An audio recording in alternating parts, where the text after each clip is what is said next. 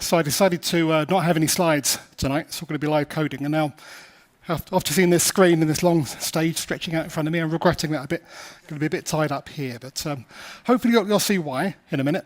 Because I didn't have any slides, but I sort of wanted a title slide to put up, I just put it in code. So I've got some ASCII art generator to produce that for me. Then I've got ChatGPT to sort of format it into a slide. So I thought that would save a bit of time. Then I probably spent more time fixing up the formatting issues than I would have saved in the first place. But there it is. Don't worry if you can't read the font. I'll put that up in a little bit. But what's this all about? So if you can read that bit at the top, it does say contemporary C++ testing. That's my talk for tonight. And perhaps just to introduce myself a little bit. So yeah, most of you do know me. Been hosting these things for, what did we say, 9 years? But many of you also know that I'm the original author of Catch, now Catch2, the test framework. And it's a little bit awkward to say that, the original author of. And the reason for that is I actually launched the original version of Catch 15 years ago this December, 15 years. But about 5 or 6 years ago, I sort of stepped back a little bit from being the main maintainer of Catch2 at that point. Martin Hoshanovsky's been doing an excellent job since then, keeping it maintained. But yeah, for various uninteresting reasons, I sort of stepped back a bit. If you want to know more, I did write a blog post on that recently. But when was it? 2014. Yeah, I got over here. Blog post I did in 2014, if you can read that, called Modern C++ Testing. And that was actually mostly about how Catch at the time was still stuck on C++ 03. How could I call it a modern C++ testing framework? And I went into why I thought that was still the case. But it wasn't really until 2017, here we go, Catch2 was released, that we actually moved to C++ 11 in 2017. 2 major versions behind at that point. But that's sort of what you want with a test framework. You want it to be stable, reliable, not necessarily using all the latest features. That's for your code to do. But given that we have Catch2, it's a decent test framework. You should use it if you're not already. Well, it does sort of free us up for a little bit of an experiment. What would a modern test framework be for C++ if we could use true modern C++? And there's a bit of a problem with that name, modern C++. That's one of my props I've got here is this book, Modern C++ Design. Who's read this book? Yeah, a few people. It's quite old now, written in 2001. So this was based on C++ 98. That was the modern C++. And I think C++ 11 was such a big release. A lot of people sort of rebased it on C++ 11. Today, for most people, modern C++ is anything C++ 11 and later. Some people have said, no, C++ 17 is modern C++ now. So a few years ago, Daniela Engert sort of got fed up with the situation, came up with a new term to mean like the latest and greatest C++, whatever it is, contemporary C++. She did a keynote on that. So that's really where I'm going with this title, contemporary C++ testing. Sort of moving that whole idea forward. What would it be like if we could write a new test framework in contemporary C++ today? And this is not a new idea. A few people have been doing this. Chris Jusiak is one that comes to mind. His UT framework fully embraces C++ 20. So you can write tests without macros and lots of other advantages. So that's all great. But I'd had this idea for a while that when C++ 23 came around, I'd do a new version called Catch 23, mostly because the name was so good. But then when C++ did come around, I thought, actually, this is really a good time to do that. So my badly kept secret is that I've been toying with Catch 23. Well, for a couple of years now. I sort of started something a couple of years ago. It's been on the shelf, gathering dust for a while. A couple of months ago, I picked it up. And I'm now sort of accidentally stumbled into something that's almost a fully fledged test framework. And that's what I want to preview tonight. Mostly, because just to be clear, this is not ready yet. Mostly just to get your feedback. Is this something interesting, worth pursuing? Given that we do have Catch2 and a number of other test frameworks out there. And also, perhaps, a little bit down the road, not quite ready yet, anybody interested in helping me out with it? So what is it then? Well, I do have this demo project here, which has current Catch-23 in it. Actually, let's go to the CMake list first. Make that a bit bigger. There we go. How's that?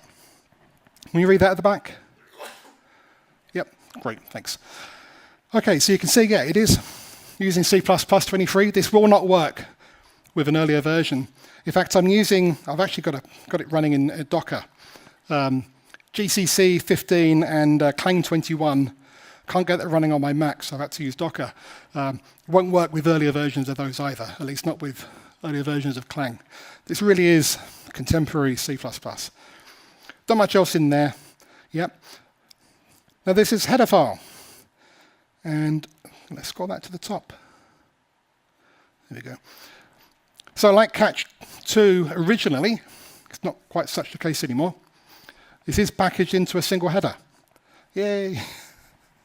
Some people didn't like that Catch2 version 3 has gone for multiple source file distribution, although you can still use it as a single header. So why am I not using modules if I'm using C++23? Well, you know why. I'm not ruling it out. We may get there, but right now I think single header solves a lot of the problems that Slava was talking about just a few minutes ago. So make this nice and easy to get as a third-party dependency. Well, at least we've got that problem solved. All right. What can you do with it? Let's also point out, yeah, just like Catch2, you've got this awkward dance where you have to do a hash define before including the header in one source file. So all the implementation gets compiled there. It's min main because I don't actually have a command line parser yet, just runs all the tests. And then got a nice empty file here. We can put some test code in. So just like Catch2, you can write test case, give it a name, and maybe some tags, like tag 1, tag 2, and so on. And that all works, but only in Catch2 compatibility mode. The modern way is the shorter test, yes, like Google test. And now you can see that these tags are not working. That's because tags now look like this. I can do that. There we go. That was more awkward than it needed to be. So, real square brackets using C++23's multi-dimensional arrays. And in there, you can put your strings as before. Now, if you do use Catch2, you might know that there are these special tags like dot or should fail, which have special meaning. So that the dot means don't run this test by default, only if named specifically. I call it the hide tag. Should fail means, well, we actually expect this test to fail, and if it doesn't, that's a failure.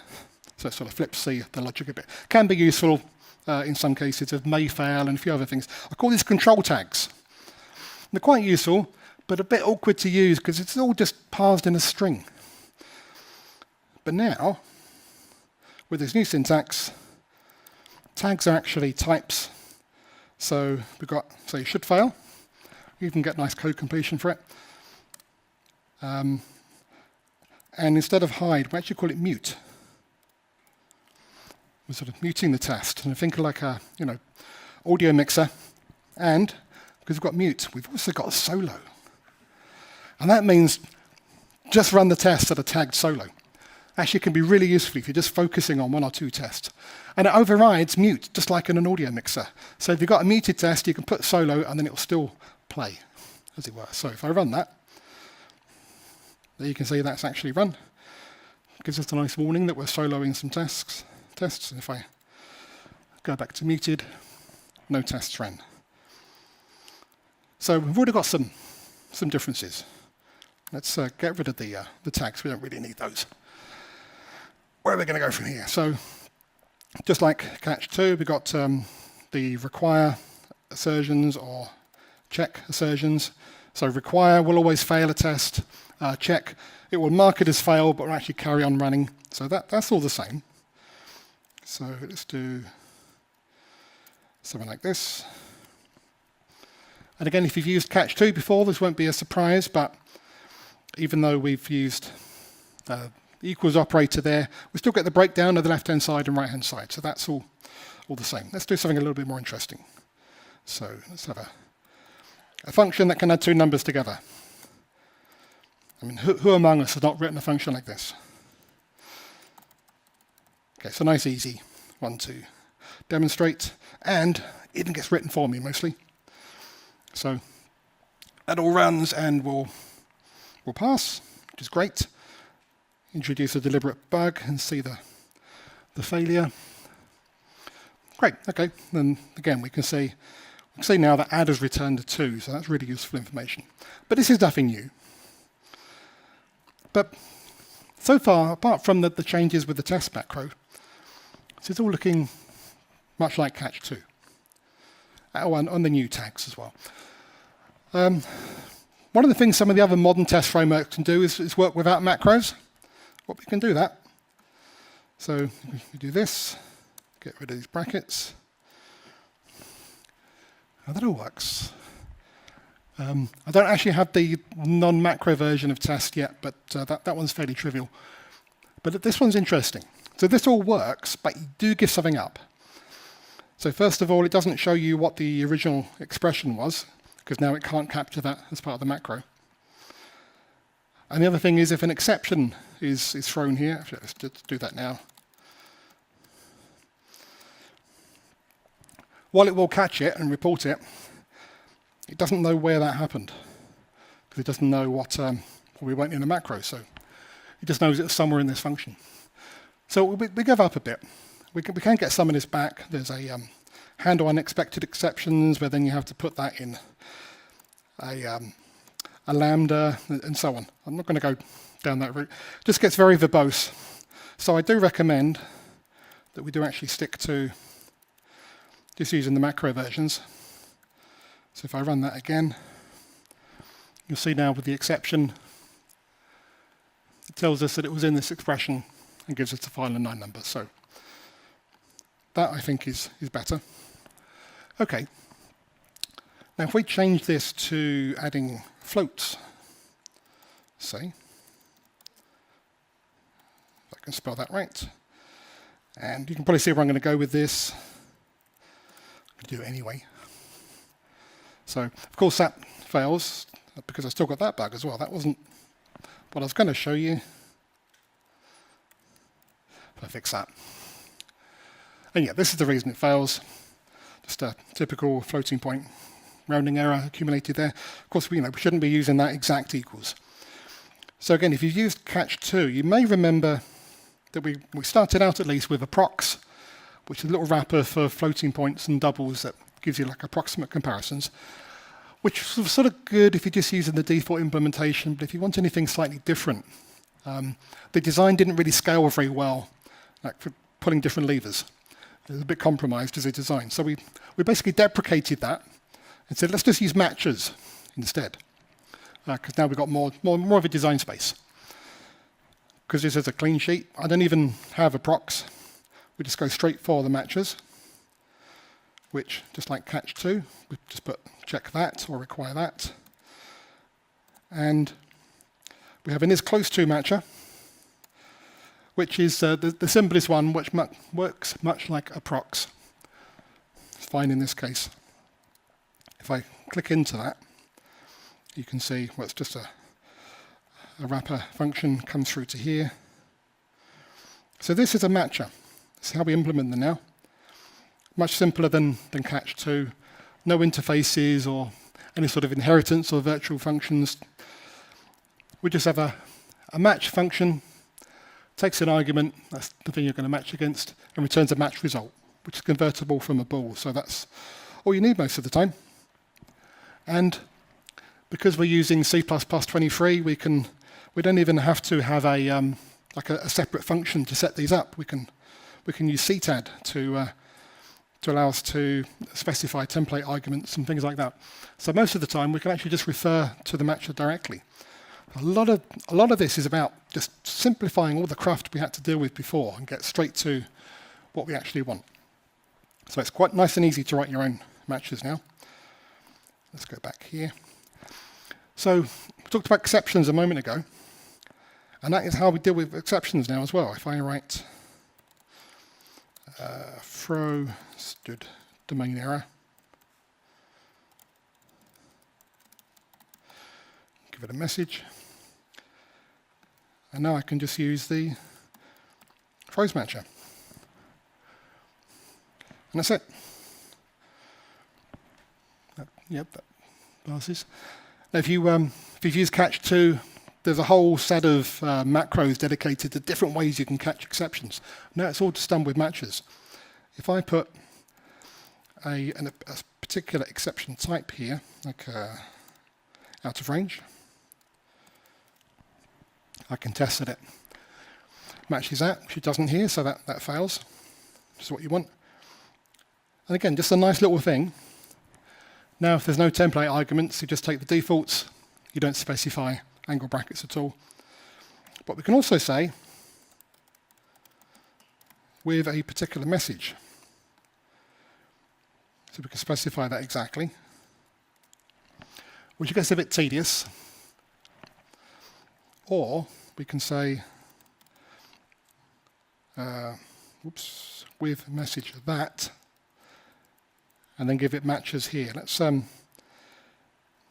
spread this across multiple lines, make that a bit easier to see. So I can say starts with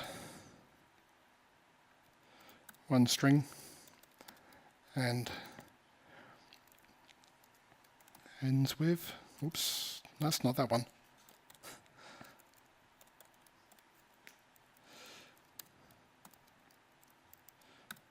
I should do it. And there we go. And if I, actually let's make that contains C++, make sure that works. And now of course if I put something incorrect in there, we get a failure, but this is new. So first of all, we can see that the actual match expression is more complicated than we wrote.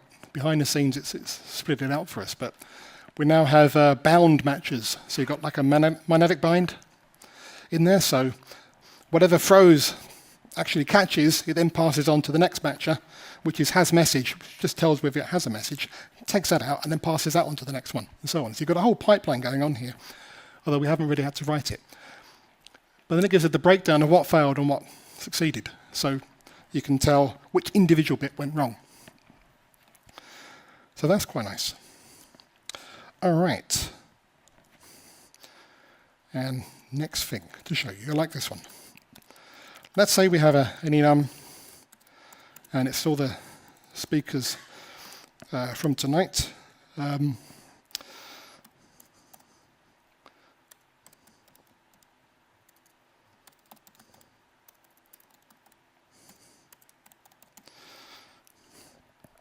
we go.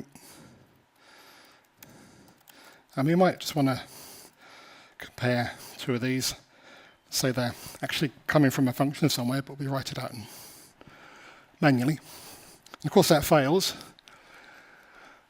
But if you look closely, you think, well actually, where did these come from? These are the actual enum values. Well, we haven't told it how to convert that enum to a string. And we're using C++ 23, not 26, so we don't have reflection yet either. And some of you may be aware of some libraries that will use a sort of a bit of a hacky trick to convert enums to strings. And I've taken that idea and baked it right into the framework, so you don't even have to bring another library, it just works out of the box. And in fact, not just for enums, the same trick works for types as well, as we'll see in a moment. I think I've got time to get on to the next one, so let's do that. So, where was it? Over here. So, some of you may know I've been looking for a new job recently, and it turns out that all interviews now basically use these sort of HackerRank style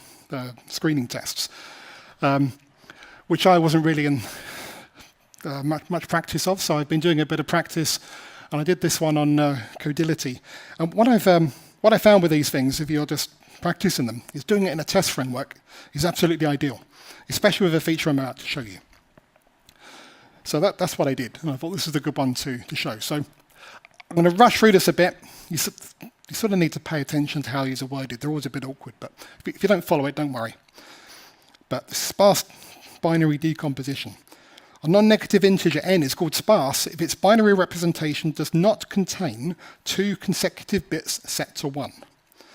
For example, 41 is sparse because its binary representation is this, and you can see there's no ones together, whereas 26 is not sparse because its representation is this, and if you can see that, there's 2 ones together there. So that's what it means by a sparse binary representation. Now, sparse decomposition of integer n is where you have 2 integers which, when added together, give you n, but each individually are sparse. Make sense? Doesn't take that long, but it's just a little bit awkward to word. And it's got some examples. And your task is to write something that, given n, will give you a sparse decomposition. Okay. So let's write one of these. So we want a pair of integers returned, so I'll write that. Call it SD for sparse decomposition. Let's take an n, and we want to get a p. And it's an interesting one because to begin with, you can think of all these different ways of how you can work out the bits and so on, and then you think, hang on a minute, if we just sort of AND it with alternate bit patterns, that should do it. So n and 0b for binary, and let's do 0, 1, 0, 1, something like that. And then the alternate pattern, like that. Thank you.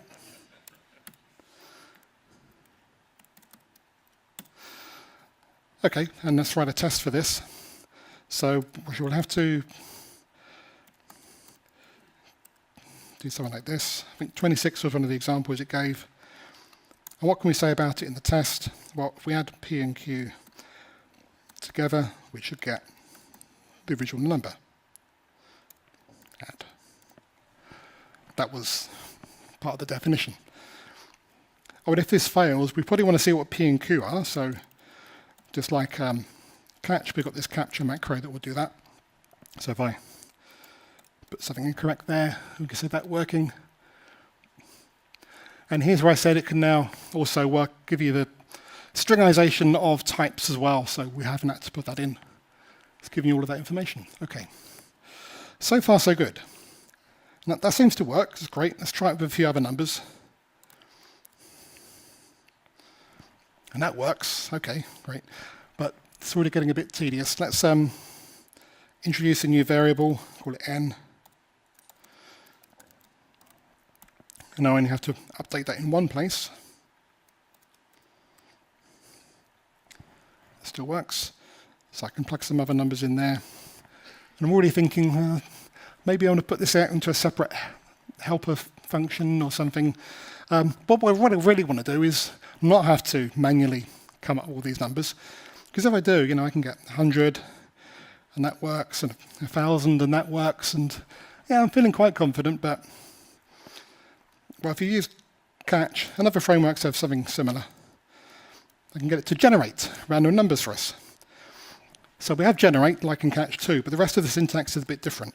So I can say values of int. And if that's all I say, it's just going to generate any random values of integer. We've got a question at the back. Sorry? Fuzz testing. Fuzz testing. It is sort of like fuzz testing. As we're going to see in a minute, this is actually more property-based testing, which is a little bit more specific than fuzz testing, but it's the same general idea, yeah. So we're generating random numbers here for all integers. There are ways we can do from and up to, but I won't do that for the moment. If I run that, then, okay, we've got a failure. Let's have a look at this.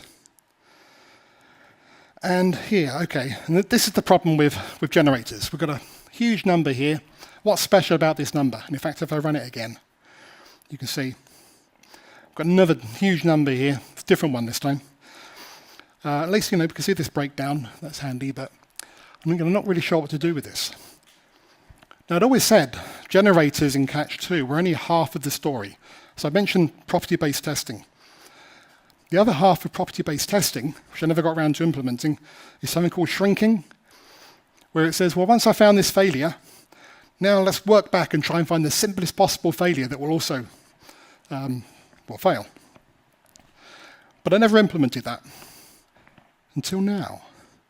So now when it finds that, it says, it's going to attempt to find a simpler counterexample by shrinking. You can see it's even giving you the first few. Found a few that passed, but then some that failed. And then we started bouncing backwards and forwards as it's trying to home in on the boundary. And after 115 of these shrinks, it got to 65536. Sounds suspiciously round, if you know what I mean. And actually after that, it says, let's give it one final run just with that number so you can see the full printout. And here it is.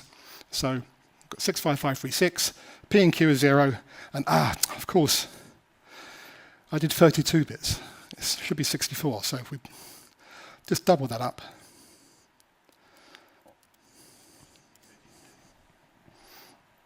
And it works. Great, and I can run that as many times as I want. You can see by default it runs 100. I can actually, I can change that here if I want it to run 1,000. For example, there we go, run 1,000. So 100 is the default. So we now have full property-based testing in Catch23. Well, partially. Still a work in progress. Currently only works for integers. And even that needs a bit of work. Shrinking, it turns out, is quite a hard problem. But the shrinking interface, I won't show you now, is actually based on coroutines. So, uses coroutines, so simpler to write than most other implementations. So I'm running short on time, so just get to the last bit, and I'm going to go to my backup file, so I don't do this by hand. But meta tests, particularly interesting to test framework authors, but could be generally useful. So now you can actually have a test within a test. So local test here. It's a full test case, which I run locally, and I get the results. And then I can actually put the results into more assertions. So I can say, yeah, it failed. We got at least one result. And that first result, the message in there contains the word captured. And as well as local tests, which are like fully embedded within the test case, I can also run other tests elsewhere in my executable by name, even if they are currently muted, and to similarly get the results and write tests against those. So that was the one from up here, which you can see is muted. So if I unmute this, or actually let's solo it, you can see that one passed. And there we go. So meta testing is in there as well, which I think is really going to help to make it easier, at least for the maintainers, to write these tests, because the way we had to do it before was very not fine-grained enough, shall we say. So that's all I have time to show for now. Another big thing I didn't get to, because it's not quite ready to show yet, is mocking, also built in. Yes. We'll talk about that in the pub. But this is Catch23. I've not been making any promises about whether this will actually be released, but I feel like it's actually getting close enough that it's going to happen. So let me know what you think. Thank you very much.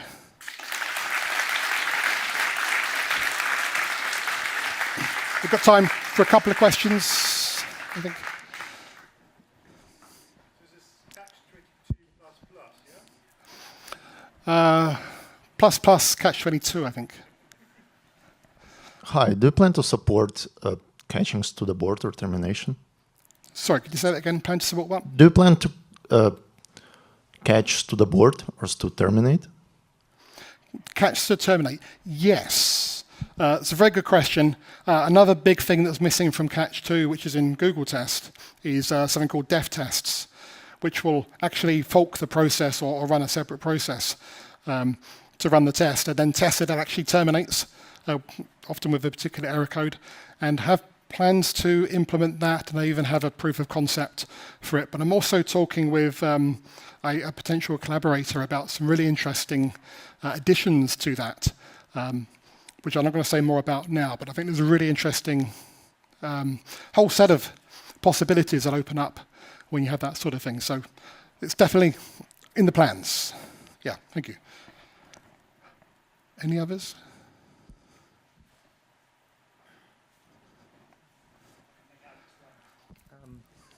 Thank you for the talk. How does Catch23 print to standard out? Like, does it use its own streams or format or IOStream, and how do you control that formatting? I was going to show that, but I cut it out for time. I lean heavily on std format and std print. And in fact, in Catch2, there's like I think 1,000-line of code file dedicated to converting things to strings. And the equivalent in Catch23 is about, I think I counted 19 lines of code. It's mostly if const expr.